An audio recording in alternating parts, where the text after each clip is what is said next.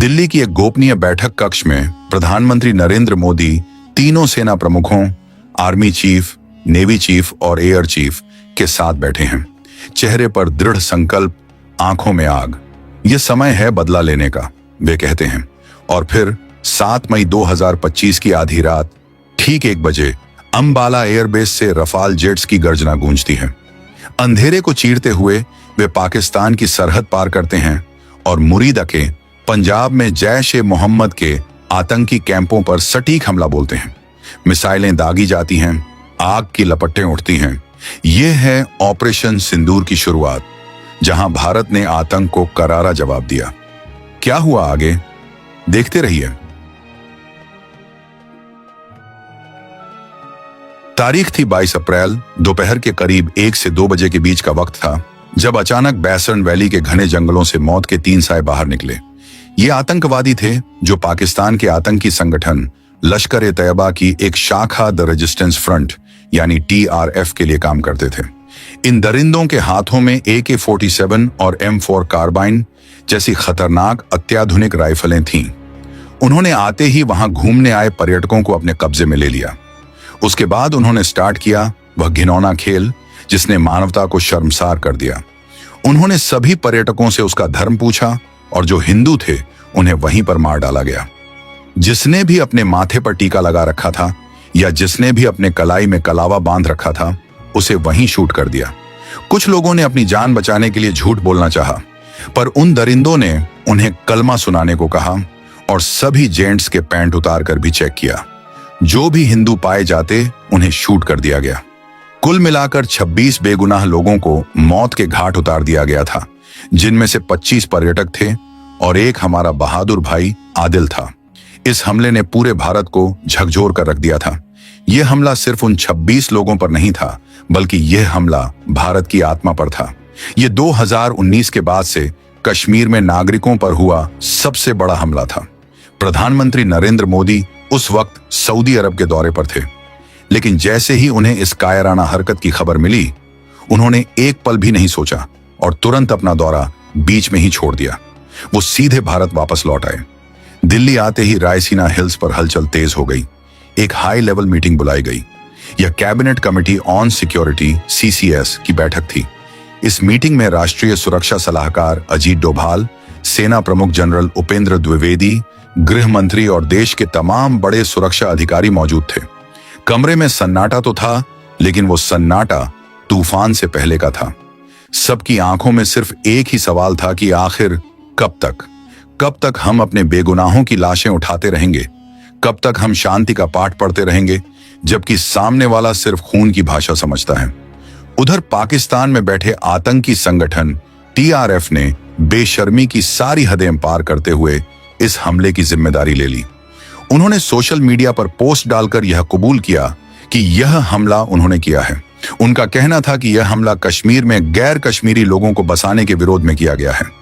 यह देखकर हर भारतीय का खून खौल उठा था। पाकिस्तान की सरकार हमेशा की तरह झूठ बोल रही थी कि उनका इसमें कोई हाथ नहीं है, लेकिन भारत के पास पक्के सबूत थे। हमारी इंटेलिजेंस एजेंसी रॉ और IB ने उन कॉल्स को इंटरसेप्ट कर लिया था जो हमले के वक्त और उसके बाद उन आतंकवादियों ने पाकिस्तान में बैठे अपने आकाओं को किए थे।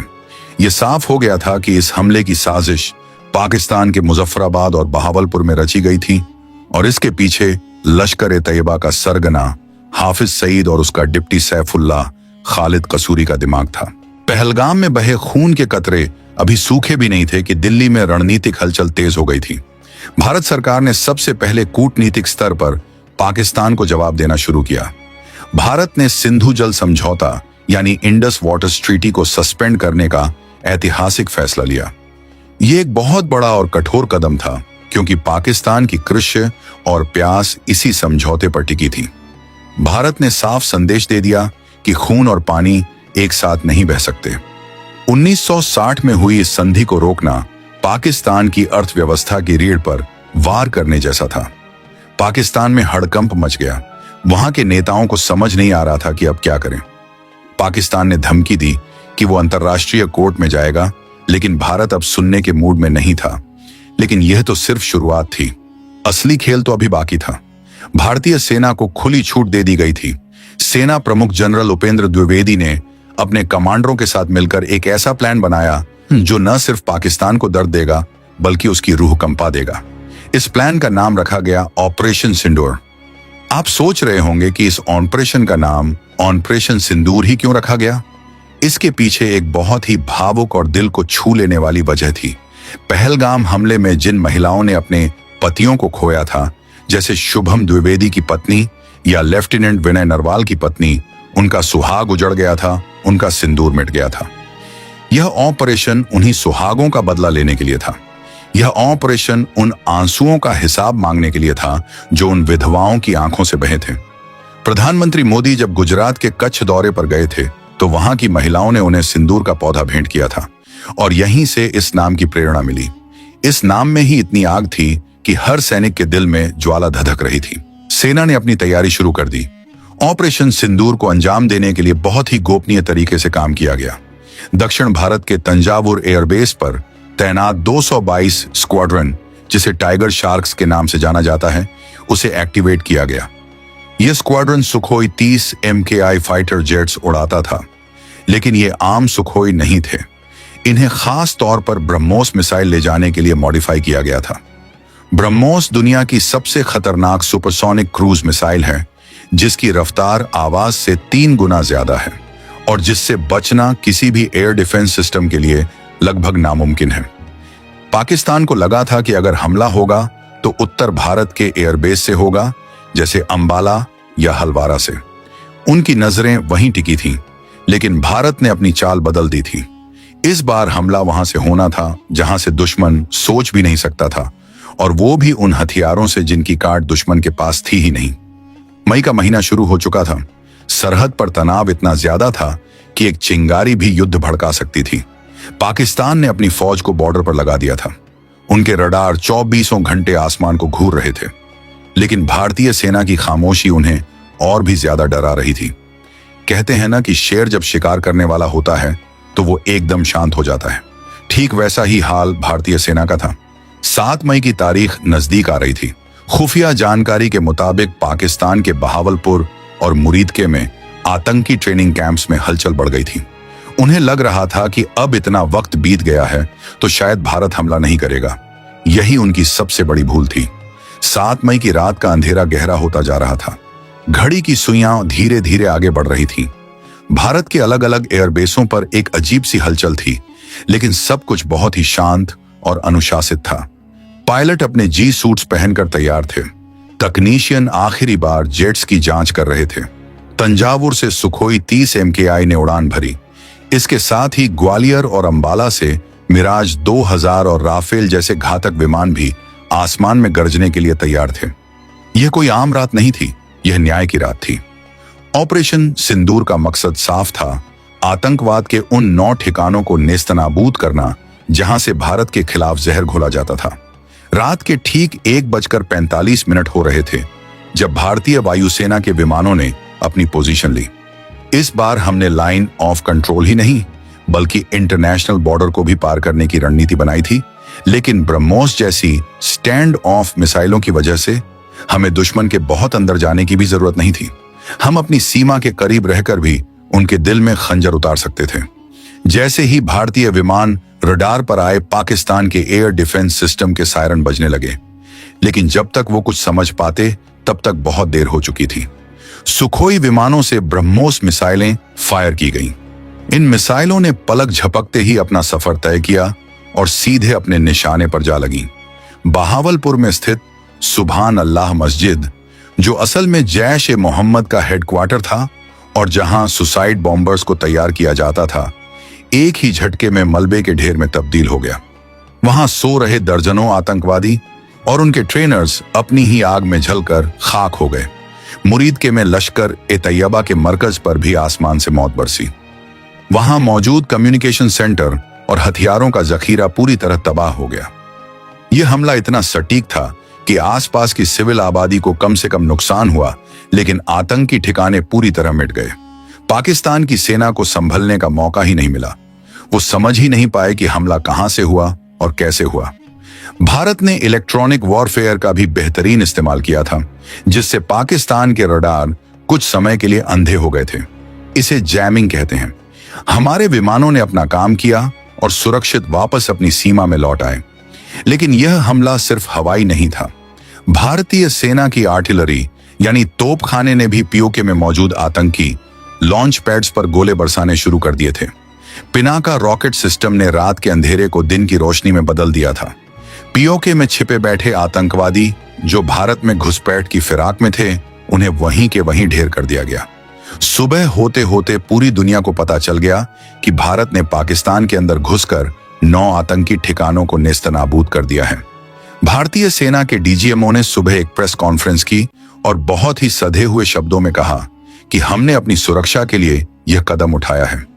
उन्होंने साफ किया कि यह एक नॉन मिलिट्री प्रीमेप्टिव स्ट्राइक थी, जिसका मकसद सिर्फ आतंकवादियों को खत्म करना था, न कि पाकिस्तानी सेना या आम नागरिकों को। जनरल उपेंद्र द्विवेदी ने बाद में एक किस्सा भी शेयर किया कि जब वो एक सेमिनार में थे, तब तत्कालीन डीजीएमओ राजीव घई ने उनके कान में आकर सिर्फ इतना कहा था, सर छोटा सा, जिसका मतलब था कि मिशन शुरू हो चुका है। ये कोड वर्ड बताता है कि हमारी सेना कितनी गोपनीय और प्रोफेशनल तरीके से काम करती है। पाकिस्तान में मातम पसर गया था। उनके मीडिया चैनल चीख चीख कर कह रहे थे कि भारत ने हमला किया है।